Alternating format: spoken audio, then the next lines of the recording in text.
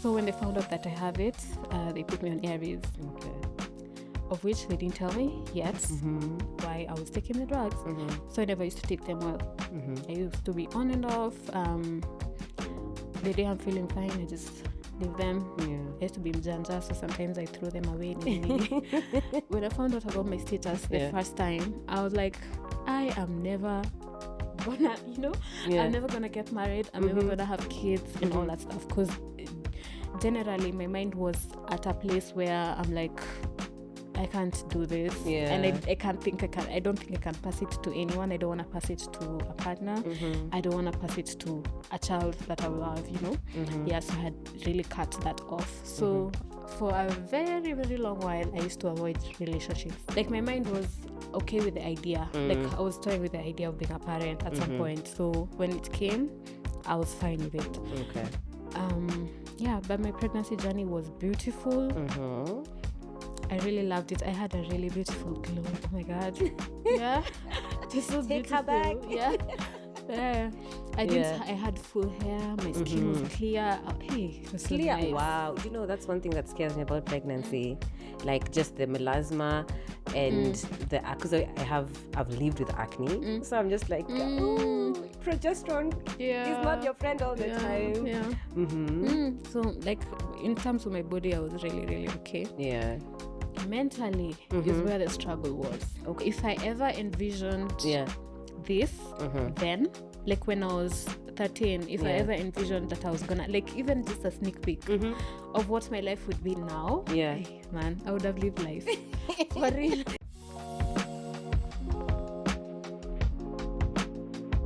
Hi guys, welcome back to A Dose of Health, the podcast where I give you not too much, not too little, but just enough health information to make you make an informed decision. Today I have a lovely guest with me. Oh, my guests are lovely. But you're just lovelier and lovelier. But I'll allow her to introduce herself however she pleases. And the floor is yours. Okay. Hi everyone. My name is Laura Thuo. I am a journalist first. I am a mother, a wife, a friend. Anyways, I could go on and on and on of what I am. But I also do content around living with HIV. So, I'm here to share my story on that. Living positively. Yeah, living positively. We love it. Thank you so much for honoring the invite. We're happy to have you here. I'm glad to be here. And I was telling you, that color, I really like that color. Thank you. Very nice. Thank you. So now, how are you? I usually do this thing. It's a segment called A Journey to Inside Out. How are you feeling mentally or emotionally right now? Okay, mentally, I am fine. I've actually just, I've come out of a very, like, let's say, dark-ish space because I think I don't survive well during the cold weather. I think maybe vitamin D levels or something, but I've been in a mental low. So right now I'm really coming back out. So I'm glad to be. Emotionally, I'm fine. I'm great. Yeah. Okay. That's nice. You and the sun are like this. Yeah. Oh, I love the sun. I love sunny days. Yeah. Yeah. I feel like I like the cold weather, but more and more I'm realizing I do enjoy the sun as well. Yeah. I don't enjoy cold weather at all. Actually, when it gets cloudy, immediately my mood just... It changes. Yeah, it just gets... I don't know where my mind goes, but I don't like it. But I can say I love rain. Oh, I love rain. Maybe if it's cold and then it rains, that's fine. But it's just cold. That's annoying. Yeah. Okay, that's true. Okay, but it's great. At least you're coming out of that. That's nice. For me, I would say I'm happy. No, I'm happy to have you here. I really know I will enjoy this conversation. Yeah. And I'm also a follower. I follow you. Yeah. So I like the content that you put out. And I just like how people are so authentically themselves. And we can see that in how you put out your content. Yeah. Yeah. So I'm happy to have this conversation with you. Okay. Thank you for having me. Yeah. I'm also a follower. So it's just like a full circle moment. So, yeah. Actually, I was having a conversation with a friend of mine now, Dr. Ngendo. And I was thinking about this particular topic, and she was like, have you thought about Laura? And I was just like, yeah, that's actually the person I had in mind. Yeah. So Dr. Ngendo, she's here. Yeah. Okay, now medical jargon. Is there anything you would like to debunk, health related, or you would like me to debunk? Actually, my mind is blank. It's blank. Maybe, yeah, just Can I throw a few to you? Sure. You see, okay, I have two. So I have viral load and CD4 count. nice. Yes. Okay, so viral load, in the simplest way I can put it, is the amount of virus in your blood. So viral load, you can't even say it's specific to like HIV. It can be any kind of virus. But in like the HIV context, we usually checked the level of virus in our blood just to ensure that, to check if our ARVs are working, if we are taking them well, if we need any intervention to like make our health better. Yeah, while you're living with HIV. Tick, tick, tick, tick. Yeah. And then CD4. So CD4 cells are, let's start with white blood cells. Okay. So CD4 cells are a type of white blood cells that are usually attacked by the HIV virus. So we have different types of white blood cells. White blood cells are like your body's immunity. So they're one of the first response to any infection or any virus. Yeah, so there's like CD8, there's CD4, I don't know any classes other. in session. I don't know any other. Yeah, but CD4 is a specific kind of white blood cell that's usually attacked by HIV. And when it's attacked, that is how HIV replicates in your blood. And even when you get an intervention like your ARVs will now either block the multiplication of HIV by sort of like shielding the CD4 cells. So that the HIV doesn't multiply or HIV doesn't continue reproducing in your blood. Okay. Yeah. Lovely.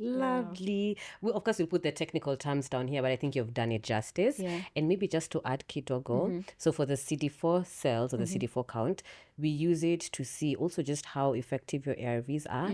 And also it's what can determine if AIDS is now a state that you're in. Yes, So, yes. yeah, a CD4 count of, I think it was less than 500. Was it 500 or 200? I'll get the number. I think it's 3. A CD4 level of 300 and below. Yeah. That is alarming. Also, let's go back to viral load. Yeah. So as your viral load is checked and it's found that it's below 200, either a range of 200 to 50 copies, it means that you have an undetectable viral load. And if it's above like 200, it's a detectable viral load. So now as they like observe how your viral load is behaving, they will give you an intervention. So for instance, if your viral load is really, really high and you're on ARVs, it either means that the ARVs are not working, so you might have to have your ARVs changed to another line. Yeah.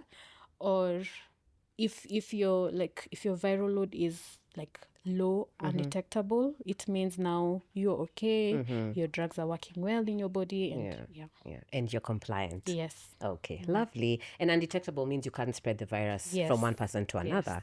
Okay, so lovely, and I think those are relevant for the topic of the day.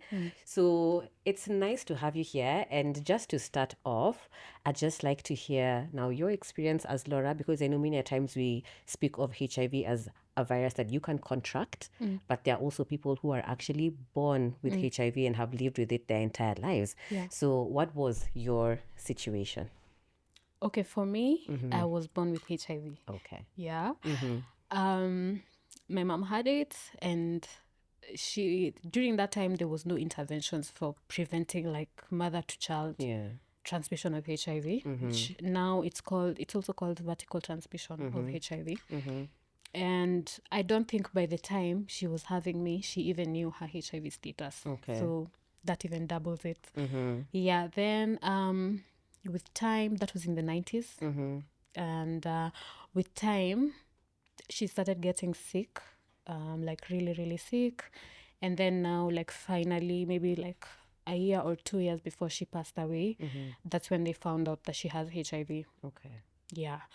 And then, so for me, so she died when I was 8 years old. And then we continued living. I continued living with my grandma who took us in, me and my brother. She continued to raise us. And then when I was around 10 years old, that's when they found out that I also have HIV. Okay. Yeah, so generally, I was a sickly child. Okay. So I used to get sick, and sometimes the sickness would be like so much. But like my grandma, my mom would think that's just like the childhood diseases where maybe my immunity is not that strong yet. So they just thought that I was going to outgrow it like eventually. But now with time, like the sicknesses kept reoccurring, and sometimes it would be like really, really intense. Like I would be admitted and all that stuff. Yeah, so now after my mom died, since now my grandma knew that my mom had HIV, and the doctor who was treating my mom with the HIV, they flagged me and they were like, how about we test this kid and see if she has HIV? Let's just check to just be clear. Yeah, so that's when they did the test and they found that I also have it. Yeah, so when they found out that I have it, they put me on ARVs. Okay. Of which they didn't tell me yet why I was taking the drugs. So I never used to take them well. I used to be on and off. The day I'm feeling fine, I just leave them. Yeah. I used to be mjanja, so sometimes I throw them away. Yeah, I'm not so like proud of chapati, it. when you go to the bathroom, your food, Yes. you just... Yeah, so... so them, they would just insist, oh, you need to take these drugs, you need to take these drugs. But it was never why. It was either, oh, you have pneumonia, so you see you've been sick, Yeah, but when I would get better, I would just leave them alone. Okay. So do you mind me asking how old you were at this point? I was just about 10. Okay. Between 10 and 12, 13 apple. Yeah. So when I got to high school, a lot of things were happening, actually. That's when I started questioning, why am I taking these drugs? Why am I taking these drugs? And then it's brushed off. And then also I was moving to a new clinic because now, before that, my grandma was buying the drugs. Okay. Yeah, so now when this like new program started coming in for funding and availing like treatment to people living with HIV, I was moved to a clinic that has such a program. Yeah. But now one of the requirements of that clinic was that the child at that age, because I was around 12 going 13. Yeah. So they were requiring that by that age, the child should know their HIV status. So that's what prompted, plus me asking questions, so that's what prompted them telling me like what has been happening. Okay. Yeah, so eventually they told me with the help of a counselor, like it was in a counselor's room. Yeah. And then my shushu was there, my auntie, my uncle was there. And then they told me, Laura, you have HIV and you got it from your mom. Your mom had it? Yes. Okay. And since you'll be taking your ARVs, you can still live a normal life. Like it wasn't like a harsh disclosure or I don't know how to put it, but it wasn't harsh. Okay. It was just a very understanding, like a proper manner. Okay. But to me, it hit me on a very hard. It was on a very hard. I got it like in a very hard way because it was a shocking moment for me because all I knew about HIV was that it was a killer disease. I had seen my mom, especially now they're mentioning my mom had died from it. And I was like, wow, here I am. I had started getting sick as well because that's the same year I got TB, pulmonary TB. So pulmonary TB is TB that does not infect only the lungs, so it can infect any other organ in the body. Yeah, so that's how I took the news. It was just like a shock for me, and I was like feeling like I'm hopeless. I'm like, what? Yeah, but with time, now I started like understanding what's happening, especially when I got sick. It was so bad. Yeah. I was like, now... What are some of the symptoms you had, if you remember? Symptoms, I can't truly place any symptom. Okay. I just remember that I used to get like really, really sickly. Okay. Yeah. Okay. Like I used to get pneumonia easily, tonsillitis a lot. Yeah. sometimes I would get like rashes in my hands. Yeah. Like it's like it feels like an allergy or something. Okay. Yeah. So that's what used to happen. Like, and then like when I was around 8, between 8 and 10, I used to have like a continuous cold. Okay. Continuous flu. Like it never goes away. It's always just there. I'm always Yeah. blowing my nose. I'm always coughing, that kind of thing. Which means like generally my immunity was just like really, really low. Yeah. Okay. So now in that clinic, they created a support group for teenagers who are living with HIV. And that's where they invited me to it. Okay. So by meeting like other people, other kids, other teens like me, it helped me understand that, I'm not alone in this journey. Yeah. Tuko wengi, we are many. Yeah. And at least we can relate. Yes. We can relate to what's happening to us. So it was kind of like a really safe space for me to heal. Yeah, so I had the TB. The TB infected a gland under my jaw. I don't know which A gland lymph it is. node? Yeah, maybe it's a lymph node, Okay. I guess. Yeah, but it was just right under Your jaw? my jaw. Okay. And it had to be surgically removed. Okay. Yeah, so that meant I was admitted. I was in and out of hospital. That was in high school, my first year of high school, my first and second year partly of my high school. I was really hospitalized. Yeah. So after that, I got better. I was put on TB drugs, TB treatment. So again, how was that? I know TB treatment is not. Yeah. It's a journey. Yeah. It's a bit heavy. Yeah, it was a lot. Yeah. Actually, my words cannot put the weight to how much it was. Yeah. Okay. But it was a lot. Oh, and then one more thing. So when I started on this new clinic, so since I had already started getting sick and all that, so they decided to put me on a new regimen of ARVs. So I was put on like second line. Okay. Yeah, so first line is what like everyone is really put on, like when they're starting the ART. And then if the drugs stop working, they put you on second line. Yeah, so they put me on second line. So second line means like more pills. And like it's like a more complex combination of drugs. Okay. Yeah. So I was put on second line. So imagine second line drugs and TB drugs. So it was a lot of pills, yeah. But eventually I got better. I got my health recovered at least, and I completed my high school. Lovely. Now let's pause there. And I think we also want to talk about high school just a bit. Yeah. So I like the fact that, first of all, it's not very easy to disclose status. So I think I can see how difficult it was for your family. Definitely. And I know sometimes that can take a lot of time to just, get around that. It was also hard for them, but I know it's also hard for you receiving that information. Yeah. But I like the clinic you moved to, because even when we're in med school, we're told about the age in which you should disclose now someone's status to them. So they did it they would have started a bit earlier, but also, they prepare you on the journey. Yeah. And then now is when they have now the actual conversation. So I'd say that's good on them. And I like the fact that you said you appreciated how they did it. Yeah, that's also good. Now about school, because I know disclosing to your family can be something different. And sometimes for many people, you'd feel that is a safer space. But how was school? How was navigating this journey as a student? Okay. First of all, I was in day school. Okay. So I think this you guys are the lucky ones.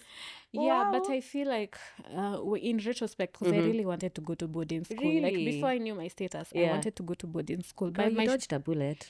Yeah, so my grandma, I think she was just trying to kind of shield me from the dynamics of boarding school, taking your drugs in boarding, hospital visits and all that. Yeah. So I was in day school, and high school wasn't so bad, but I remember after finding out about my HIV status, I completely like withdrew.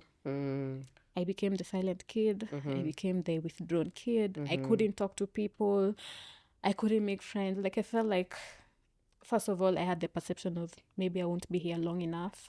Okay. Yeah. Yeah. I don't think I'll be here long enough. I don't know if I talk to people, if I tell them about my status, how they're gonna take it, you know. Plus, I had already been told from home, don't talk about it, Okay. you know, in school, Yeah. or to anyone yet. Okay. Yeah, so high school was just interesting because I didn't like really enjoy high school much. Okay. Yeah, because I had a lot of mental load on how like that new diagnosis, how will I live with it. Sorry. I was getting sick, in and out of hospital. During that time, even after I got better from TB, I still used to go to hospital because now they had to keep following me up, you know, to ensure that I'm adhering to my drugs, my CD4, because then they were checking the CD4. My CD4 is increasing, you know, all that. Okay. Yeah, so it was a good journey, I would say. Yeah. But it wasn't so like memorable. Yeah, because even like pointing to that part of being withdrawn, I never even used to pursue like sports or anything. I only loved swimming. That's the only thing I used to do. And you still swim now? Yeah, I do Okay, swim. that's Yes, good. That's I good. I love swimming generally. But I even struggled with my studies because like emotionally I was not in the right place. Mentally I was not in the right place at all. Yeah. If you were to go back, what would you wish would have been done different within that period, maybe based on your diagnosis and also how you are feeling mentally at that particular point in time? I think I should have been told earlier. Okay. I think the first time I was put on ARVs, I should have been told that I have it. Maybe it would have taken a while for me to adjust. Yeah. But I feel like it would have impacted my high school experience A bit way better. more. Maybe I wouldn't have gotten the TB infection or something. Maybe I would have adhered better. Yeah. Yeah, I say maybe because It's true, by the way. I mean, now we can only say maybe. yeah, because we don't know. Maybe if I would have found out, maybe I would have stopped taking them or something. Yeah. But I feel like if I knew earlier, I would have adhered better. I would be on second line. Like all that ripple effect, maybe it wouldn't be there. Okay. Yeah. And maybe now in terms of my high school experience, maybe I would explore like more things. Yeah. Okay. Now you've mentioned TB. Maybe just to break it down for the audience. Usually when someone's CD4 count is a bit low or the viral load is high, then they're at risk of getting what we call opportunistic infections, and TB is one of them. So TB tends to show up when your immunity is low. And many of us have gotten primary TB, but now when your immunity is lower, it now resurfaces. So as she was saying that maybe she wasn't very adherent to her medication at that particular point in time, that can have influenced her CD4 count and her viral load at the same time, and then it exposed her to TB. And there are many other conditions that we can get. So cryptococcal meningitis is another one, and we used to see that a lot, especially in med school. What else? Pneumonias are also common, and it's mostly fungal pneumonias. So there are a number of conditions based on like how low your CD4 count is. Okay, now that we have that out of the way, now moving on from high school, as an adult, I know friendships, relationships are there, and even just in family in general. And there's a lot of, we can't lie that there's still a lot of stigma around now, living positively. So how have you navigated stigma? And just hearing what you had to say, I can say there was a bit of stigma in your family dynamic. Would you say so? I don't know if you'd say so. Okay. But from what I'm hearing, just when they're saying, don't tell anyone outside there, I can see just a bit of it there. So maybe you can tell me if that was something you struggled with family, friends, and also now your relationships. Yeah. Okay, so first of all, I would like to say my family was very, very supportive. Oh, lovely. And it's pretty interesting because everyone in my family knew that I have HIV. Probably, maybe they knew earlier. Yeah. My aunties, maybe they knew earlier. I don't know. But everyone in my family knew Please I have allow me HIV. to take that back. Allow me to take that back. Yeah. The stigma from family. Allow me to take that back, please. Okay. Yeah. So my family was and still is very, very supportive. I've never, like, Kwanzaa, I usually say that they're the ones who place the foundation for me in terms of living positively, because at home there was never like HIV is written on your face or anything. Like, we were all treated equally. There was never a time where now me, okay, sometimes my brother says that I was the special kid-ish, but I've never felt like I'm less than either my brother or I'm less than any of my cousins because I have HIV or I'm better than other people, that kind of thing. So it was always a leveled ground at home. Yeah. My grandma, I think she tried to shield me a lot from a lot of like my surroundings, telling me to like not talk about it to people. Maybe it was just a way to try to protect me, like me and my emotions, because probably that time I wasn't ready to talk about it and all that. But those dynamics were always there, like it was always a safe space. Even when now I was like aware that I have HIV, my family was always somewhere I could fall back to and nice. feel like even the days I'm feeling really, really low, I could express that this is how I'm feeling, and there would be a lot of encouragement like from home. So friendships, I would say I really struggled. I really struggled with friendships, making friends and all that.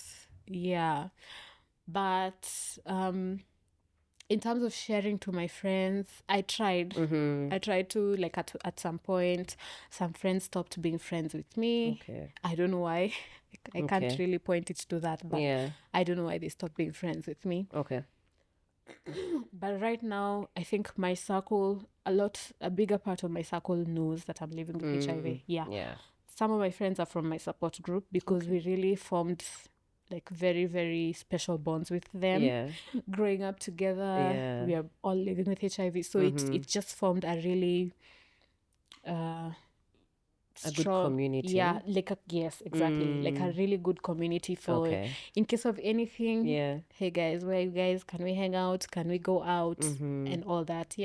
So having that also just made me understand that, I'm a normal person. I can have fun. I can do, anything I want. I can just live freely. I can enjoy life. And then I'm digressing. It's okay. But you see, that support group, it was very, like, it's like they had a mission to just show us that you can live, that's it. Like, even if you never think about anything else, you can live. So they used to take us out to like places, to retreats and all that.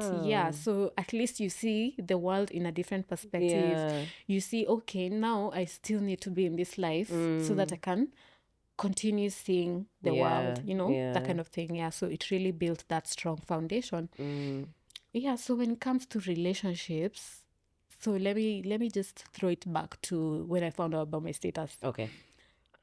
When I found out about my status the first time, I was like, I am never gonna, I'm never gonna get married. I'm never gonna have kids and all that stuff. Because generally my mind was at a place where I'm like, I can't do this. And I don't think I can pass it to anyone. I don't want to pass it to a partner. I don't want to pass it to a child that I will have, so I had really cut that off. So for a very, very long while, I used to avoid relationships. Like, even entirely. in high school. Yes. Like, boy is like, I think you're cute. No. I used to avoid it. Because I'm like, I can't even have that conversation with this person. I don't know how they're going to react with me. So I used to avoid it. But when it came to campus, by the way, when I got to campus, it's like I just morphed into something else.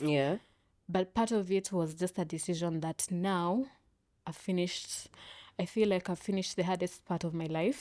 Now it's time for me to explore, to learn, to share, to interact, to make friends that's what I wanted with Your my campus, because I was like, this is now a new slate, Clean. Yeah, clean slate. Yeah, no one is gonna know me in in campus, yeah. I'm gonna meet new people, so I really wanna be truly immersed in that experience. Yeah, so in campus I became a different person. I started even interacting with people. I used to be class rep. I used to be I was so yeah. I The used ones, to the be, lecturer is coming today. yeah. Yes. So yeah, I really like immersed myself in in campus life. Yeah, so it was really good. I started kind of dating in campus. Okay. Yeah, but I used to tell them about my status. And that's okay. But how did they receive it? So there would be like two types of people. There would be those types of people who are like, yeah, we can continue with this. But along the way, they're like, no, I can't continue with this. I don't know why. And there would be a type of people who are like, no, like from the beginning, From they're the like, get-go. yeah, that's like a deal breaker for me. Yeah. And which one would you prefer?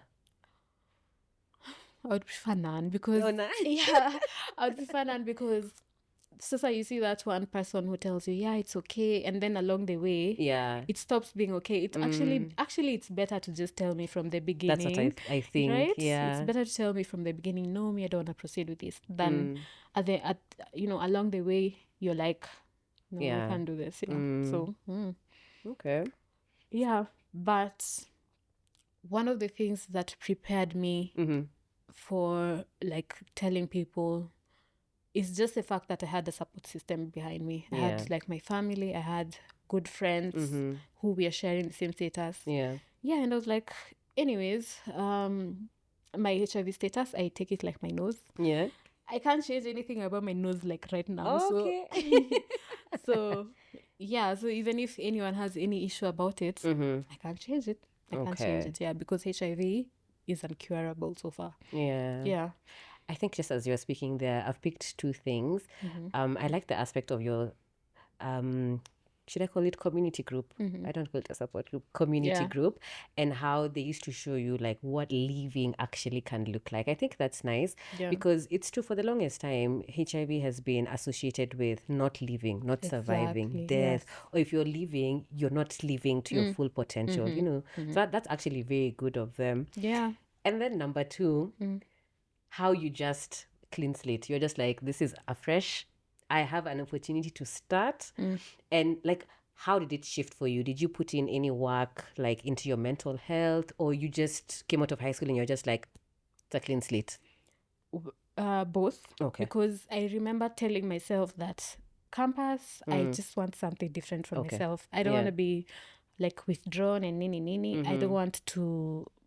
I want to explore campus because YOLO, Okay. you only live once, and maybe I will only campus once. Yes. Campus, the typical campus. Yeah. So I remember making that decision and I was like, so I'm moving forward and I want to explore, I want to learn, I want to enjoy my campus life. Yeah. So I started doing some self-reflection work. I remember I used to have in my bedroom, I used to have a wall, like a bare wall. And then, I don't know if you used to see these two quotes. Which ones?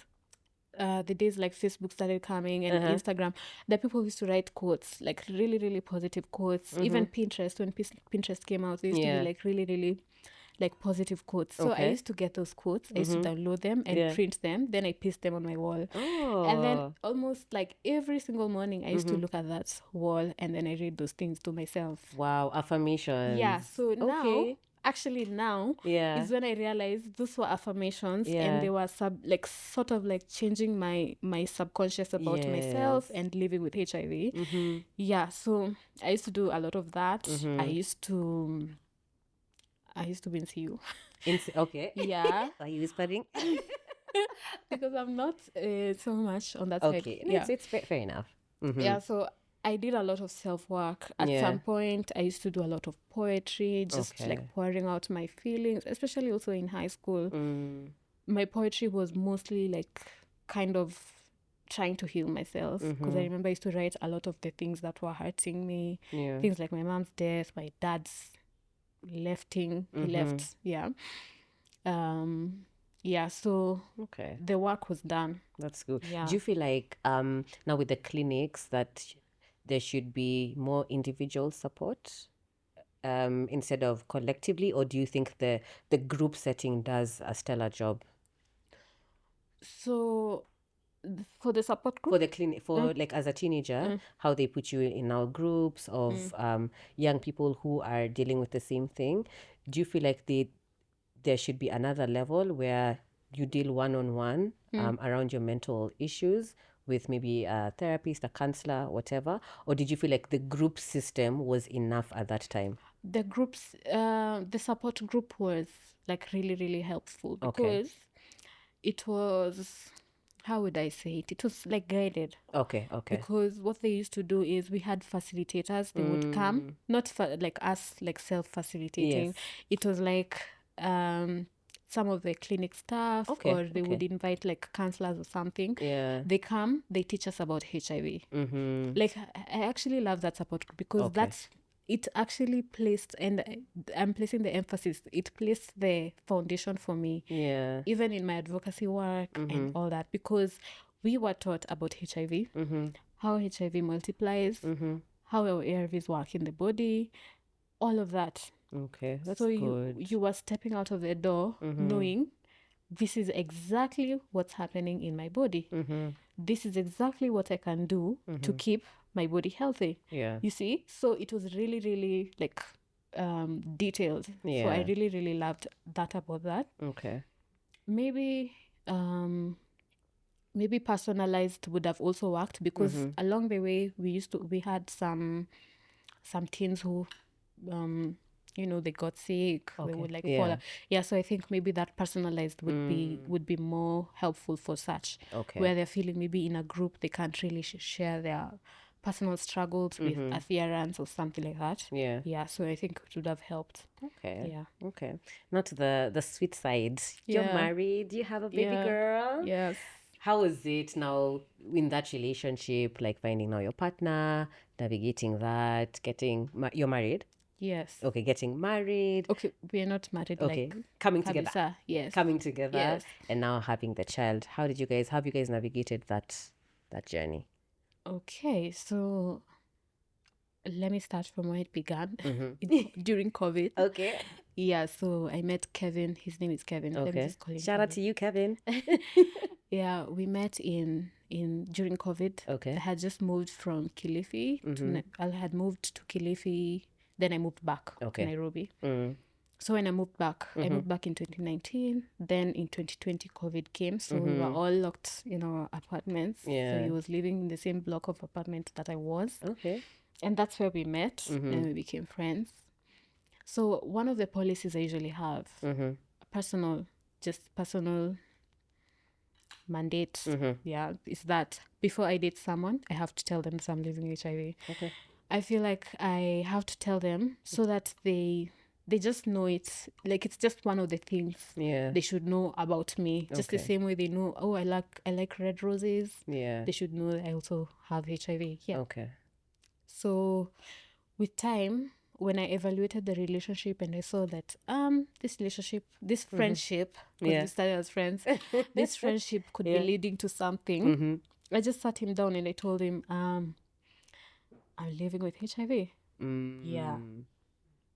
So at first, he didn't take it so well. Okay. Yeah, because he was like freaked out. He's like, what? He didn't understand anything about HIV or living with HIV. He hadn't even met someone looking as good as me. Clock it. Yeah. Yeah, he had never met someone who looks as healthy as I look. Yeah. Living with HIV. Yeah. Yeah. So for him, it was like a truly, truly like entirely new area. So along the way, I learned how to be patient with people. Okay. Yeah. Especially men or people who don't know about like HIV. Yeah. So I was patient with him. I gave him the information. I just told him how I live. I take my ARVs. Occasionally they check my blood for my viral load. Yeah. And currently my viral load is undetectable. I explained to him the concept of undetectable, and all this was just like a lot to him. He was like, what? Yeah. I wasn't even getting. Yeah. So I was like, it's fine. I'll give you time. And I sent him some things for him to read. Because he had just told me, no, I think we can just stay friends. Okay. I'm like, it's okay. There's no problem. Yeah. So I sent him the materials, so he read them. I sent him about U equals U. So undetectable is equals to untransmittable.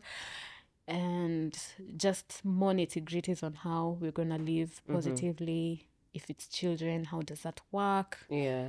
Yeah, so he went and read them. And then he went and got tested. Okay. And he asked a medic somewhere just near our place about U equals U.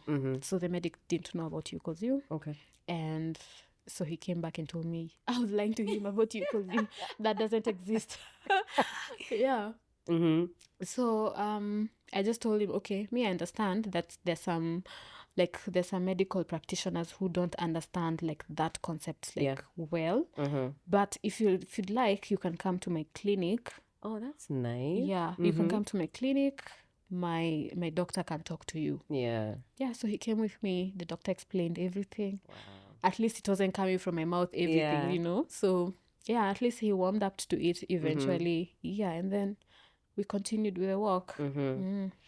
So, okay, because now we have like PrEP and all this medication to prevent. Now, even if it slips out of undetected, there's still some protection that one can have against, contracting the virus. Is he on PrEP? Is that a conversation you guys have had? Yes, definitely. Because even when I took him to my clinic, he was enrolled on PrEP. Okay. Yeah, because they explained it to him, and even though he didn't understand the U equals U yet, he was open to getting PrEP. He was like, let me take PrEP as I understand the concept. Yeah. So he got on PrEP, and then I think when he finally understood, he now got off the PrEP. Okay. Yeah. Okay. All right. Now there's a baby in the room. So yeah. Let's talk about your pregnancy journey, how that was for you, your clinics, even just being compliant there after delivery and all that.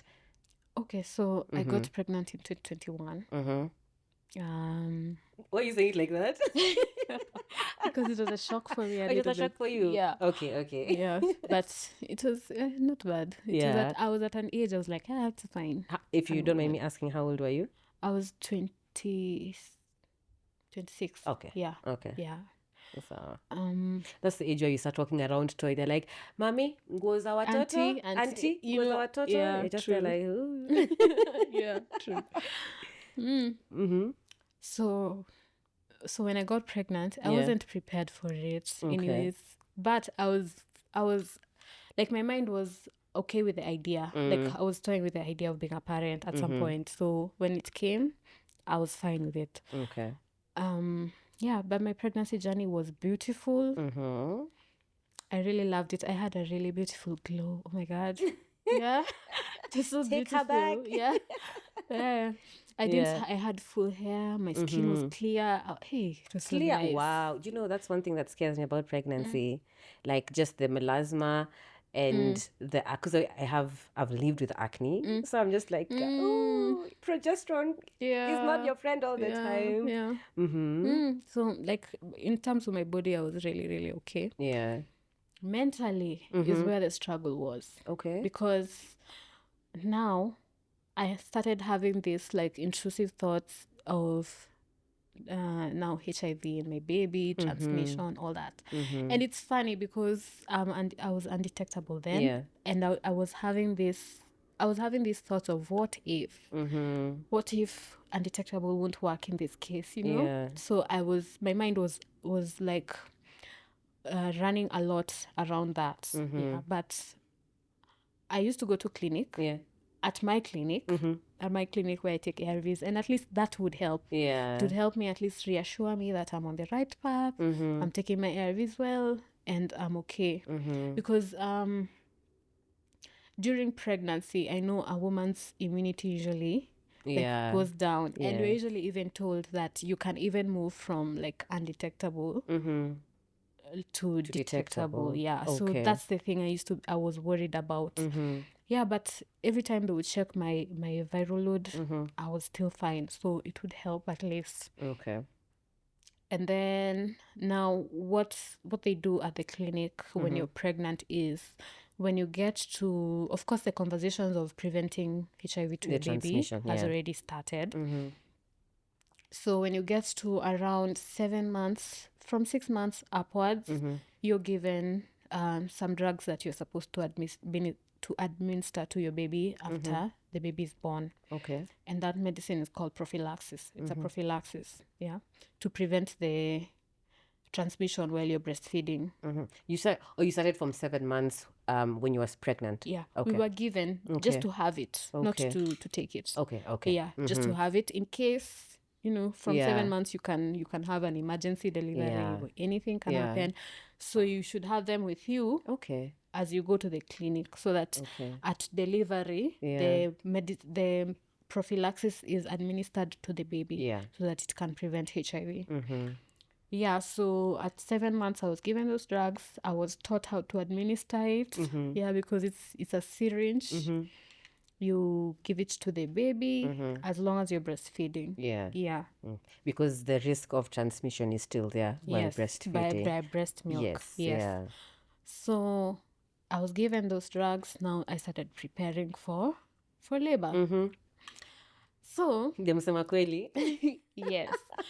So now we got to December. My due date was on 28th December 2021. Yeah.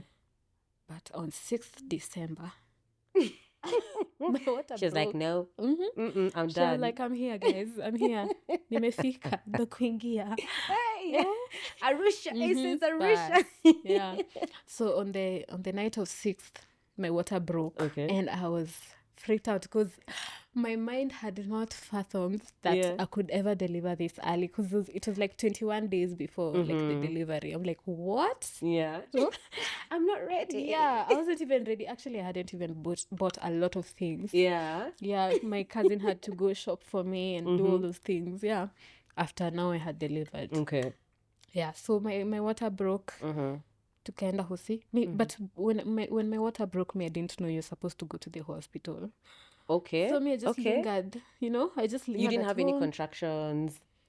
I didn't know there were contractions. Okay. Like, all right. Like, let's say around 7 a.m. I was like crampy. Like, I'm just feeling, I'm feeling a bit sickish. I'm feeling like I have cramps. Yeah. So I slept and then the cramps went. So I'm like, I'm fine. So now in the evening, my water broke. Okay. I'm like, oh my God, kumbe I was in labor all this time. I'm like, what? Yeah, so we went to the hospital. And then now I was settled into the hospital. So at the hospital, you can disclose to your doctor. You should. Yeah. But there are people who choose not to. Yeah. There are people who choose to. So for me, I disclosed to my doctor that I'm HIV positive and I have these drugs that need to be given to the baby after they're delivered. Yeah, so my hospital experience wasn't bad. It was just the labor. The labor was long. Yeah. How many hours? If I count from like that 7 a.m., it can be around 20 hours. Yeah. Because I gave birth the next day at midday. It was the so sun long. set. Yeah. The sun rose. We used to be told in, not really in med school, like in the hospital, especially during internship. Yeah. The sun should not rise and set before the woman has delivered. Okay, the sun rose at least. It Didn't rose. set, yeah. Hey, Wow. like, and it was a long one. Hey, it got to some point I was like, nah, guys, take me to theater, please, because I'm like, hey. I cannot. We don't have the capacity. Yeah, please. Yeah. Wow. But at least the hospital was very, very encouraging. Yeah. And they were very, very gentle with me. Okay. So we love to hear that. And I had my cousin who was walking me through the contractions, because for her she's had kids and she's helped, like she could help me at that point. Not at someone that who stressful, hasn't had where they are panicking with you. Yeah. Wait, what? So she was helping me through those contractions and I'd be like, let's walk. Hey, saizo me, I'm just suffering. Where? because I remember we used to tell the moms, no, just keep walking because it helps induce the labor. Yes. Like the contractions become even better, and then the baby descends. I remember there's a time we had a lady who was, I think she was past 6 centimeters. And she was like, this baby has refused to drop. She walked. She was so determined. I've never seen such a... All the other ladies were just like, I'm tired. Yeah. And now she's just there, I'm determined. This baby is coming out today. I was like, wow. But you mentioned something about disclosing to the healthcare facility. Yeah. So even if you don't disclose, like one of the things that we have to do during the labor and delivery period, so that moment, is we have to test. So it's a legal requirement for us. So even if someone is not comfortable disclosing, we'll still test, and that might be easier for them maybe, but I think it's also good to go to hospital knowing that you'll still be tested, just to make sure that you also don't leave the hospital without getting the necessary care that you need at that point, but also for the baby. Okay. That's nice. That's something I've learned. So how long was your baby on the ARVs, the prophylactic prophylaxis? ARVs? So for prophylaxis, you give the baby from birth to the end of breastfeeding. Okay. So if you choose not to breastfeed, you would give the prophylaxis for 6 weeks. Okay. And you guys are texting. You know, these days I just let my guests talk, by the way. So if you choose to breastfeed, you give the prophylaxis until you stop breastfeeding. So of course you're encouraged. Actually, it's very, very strict that you need to exclusively breastfeed for the first 6 months. Actually, let them know what exclusively breastfeeding is. So exclusive breastfeeding generally is breastfeeding your baby only, like giving your baby only breast milk for the first 6 months. No even water. Not water. No water. No water. Yeah. So when you're living with HIV, it's more strict because when the baby ever ingests like food or water, they can get like is it sores or something? It's foreign to their gut. Yes. So their gut is not yet primed to respond to that type of food. Yes. Yeah. So it can make room for infection to happen in case you're detectable. Yes. And so when your baby gets the breast milk, it will pose a risk to them in their gut. Yeah. Okay. So that's how my delivery went. After a few hours, I remember I was very, very tired, but a few hours just before I breastfed her, I gave her the prophylaxis. Now my girl, it was a girl. Yeah. Yeah. And it was so surprising to me that because the dosage was around 1.5 ml. Yeah. Yeah. But she got full. She got full and slept. Their stomachs are so tiny. Yeah, it was so like it used to just to baffle me. Like I'm like, kwani mtoto hataki kunyonya, you know? Yeah, but it's so interesting. Yeah. So I would give her. Okay, so what they would do is they would give you 2 different types of prophylaxis. One is called nevirapine, and the other one is called zidovudin. So zidovudin, you administer it for only 6 weeks. Okay. For only the first 6 weeks. And then now, beyond 6 weeks, you only continue with nevirapine. Okay. Until you stop breastfeeding entirely. And along the way, I think now they're at 6 weeks, they will also give you cotrimoxazole. Yeah, just for... It's a helper for the nevirapine to just prevent infections and stuff. And also those opportunistic infections that we talk about. Okay, how long did you breastfeed? I breastfed for 10 months. 10 months. Was it an enjoyable experience for you, or how was it? Did you enjoy it? Did you not? The first 3 months were the ghetto. Okay. Because it was work. Yeah. My nipples sometimes would crack. Pain. Oh my God, it was so crazy. And then adjusting to the baby's schedule, because they have their own schedule where they want to sleep during the day and wake up at night. Survive you. Things like colic. Oh, it was crazy. Those 3 months. It was crazy. But you managed. I managed. With a lot of support. Yeah. I had a lot of support. Well, my auntie supported me. My partner, my spouse. Yeah. Kevin supported me so much. Yeah. My cousins, they also supported me. Yeah. Shout out to them. Yeah. So, Okay. Now, I think it's a lovely journey because I think what we've seen is you coming to a place of acceptance and just realizing that you're here to live. yeah, I'm Like here to here, you live. can thrive, you can live and just be the Laura that you're meant to be. And also, it's nice seeing, as you said, at 10, you're just like, I'll never get married or in a relationship. I'll Yeah. never have children. See Yeah. yourself now. Hey, I see myself now. Hey, if I ever envisioned Yeah. this then, like when I was 13, if I Yeah. ever envisioned that I was gonna, like, even just a sneak peek of what my life would be now, Yeah. hey, man, I would have lived life. For real. Live a I little. think, yeah, hey, I would have lived way more. Yeah. Like, way more than I did then. Yeah. But you still have a lot of time, and I think that's Yeah. the beauty of life. Yes. Yeah. Now, you mentioned advocacy. Tell us a bit more about what you do in terms of advocacy, how that's been. I know now we've had the story of the funding cuts, how that's affected not only advocacy, but even just the future, because a lot of the HIV support in terms of treatment and programs was heavily funded. So how has that played out in your advocacy space? Okay, so let me start from where I started. So after I graduated uni, I studied journalism in uni, Okay. communication, Daystar. Just after I finished uni, I graduated. Yeah. I found myself, I don't know how I found myself in that space, but maybe through my friends or something. But I found myself in the HIV advocacy space. Okay. I was very, very, still am, very, very passionate about being informed. Yeah. And I think I've reaped the benefits of being informed. Yeah. Like the basic information about what HIV entails has enabled me to live. So I really wanted to share that information, to have it to other young people who maybe are struggling with living with HIV. Yeah. Spreading that awareness that you can live beyond it. Yeah. Let's not see people living with HIV as people who maybe are hopeless or people who are dying, or HIV is like a death sentence. The way it's always branded, it was branded during that time. So I found myself in that space, and I started just volunteering my time to raise that awareness. So I did that for just about let's say around 4 to 5 years, until COVID came, and then everything closed up.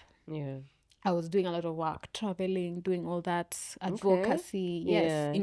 Because during that time there was a challenge of having young people into the advocacy space. Because one of the things that was noted is that the HIV infections were increasing amongst adolescents and young people. And girls in particular. And adolescent girls and young women, due to various factors. But one of them is just like that age range, because that's the age range where maybe we are not so conscious about our choices. We're not so conscious about what is out there in terms of HIV, STIs, you know. People are not so aware. People are not so informed on the risks, or they're maybe not even educated on how such diseases spread, because it's not just HIV. There's also STIs and also unplanned pregnancies. So that's where I found myself in, educating the masses, doing advocacy, advocating that young people be included in the spaces, and a lot of that, and also just working against stigma and discrimination. So when COVID came, things shut down a little bit, and then I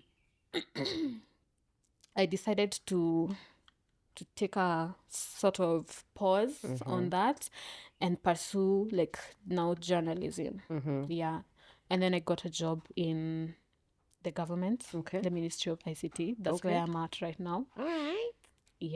So I explored that. I still work there, but I explored that a little bit more, a little bit in depth. And then now come around 2023, because then it was between 2016 and 2020, and then it took a pause.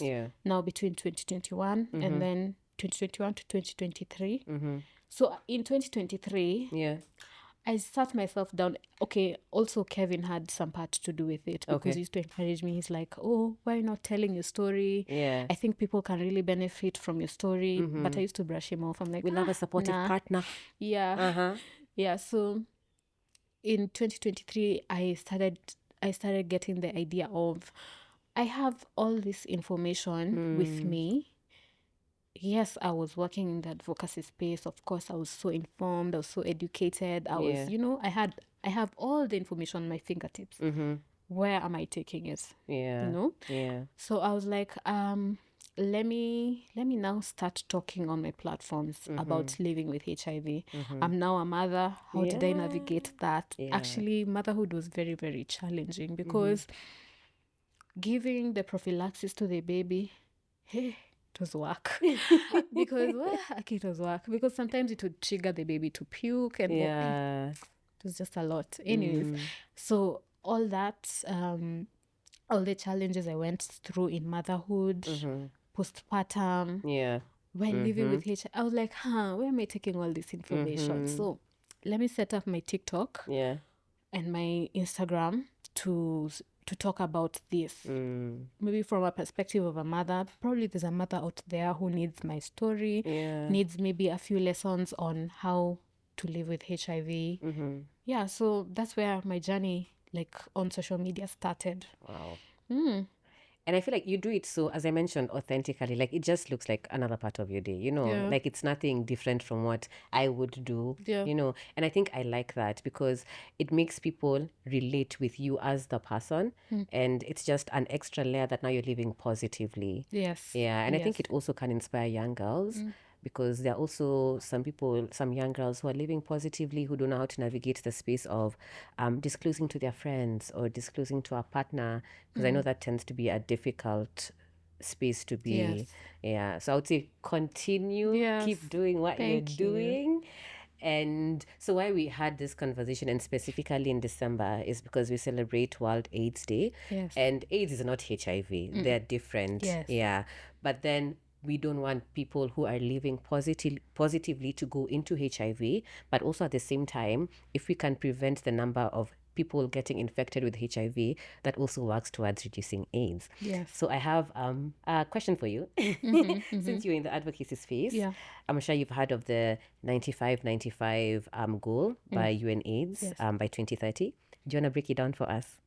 Yeah, so the 95-95-95 is it's a goal, yes, by the UNAIDS, where we need to be as within the HIV response.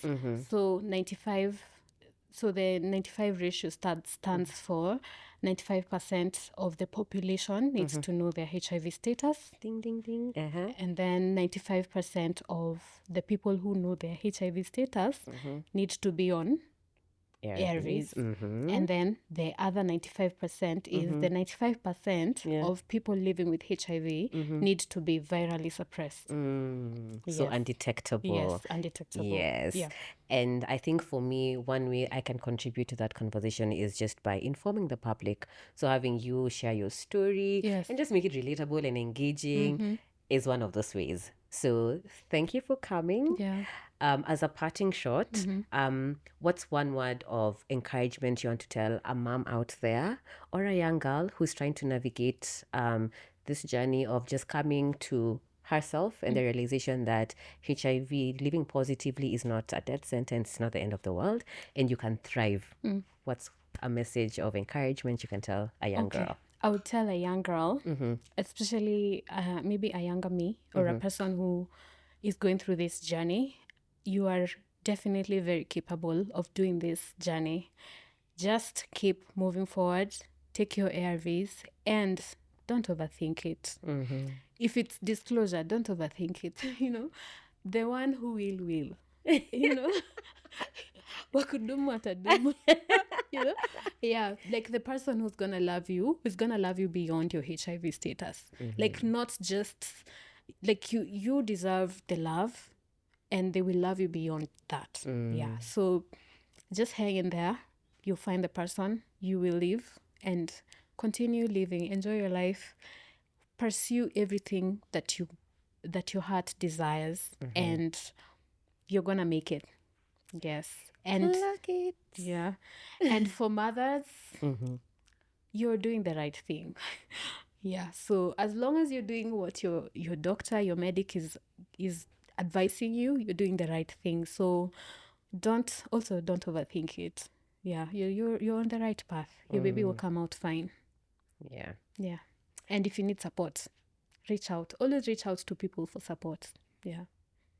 I love it here. I love it. Yeah. So now, do you want to be found on social media? Yes, definitely. Okay. Plug So, yourself. My names on social media are Laura Tho. Like if you just search Laura Tho, even on Google, you'll find me. Yeah. So Laura Tho on TikTok, on Instagram. Those are my main platforms. But also maybe Facebook, you might find me. Yeah, and I'm also setting up, like I'm starting to set up a community for like people who are living positively like me. So that's where they can find me and look out for those good things that are coming for them. Lovely. Yeah. We'll put your handles here and also in the description so Yeah. you won't get lost. Huku huwezi potea. Yeah. Okay, now that's it. I think we have exhausted what we need for today. Yeah. And I've just realized there's something I need to talk about, but let me just set it up for the next time because I know you'll be back. I also would love to talk about family planning. Yeah. And living positively. Yes, Maybe yes. you can have that in mind for another date, but we'll definitely have to talk about that. Yes. Yeah. Definitely. All right, guys. So my name is Dr. Hope. Thank you so much for reaching this far. This was to celebrate World AIDS Day. I don't know if it has passed yet or we are still waiting for it. It might have passed, but this is just a reminder that 95, 95, 95. So if you don't know your status today, please purpose to get checked. If you are living positively, please make sure that you are compliant. The word is skipping Adherent. me. You're adherent and compliant to taking your medication, and also that your viral load is undetectable. And we are here to support. Yeah. So that is a wrap.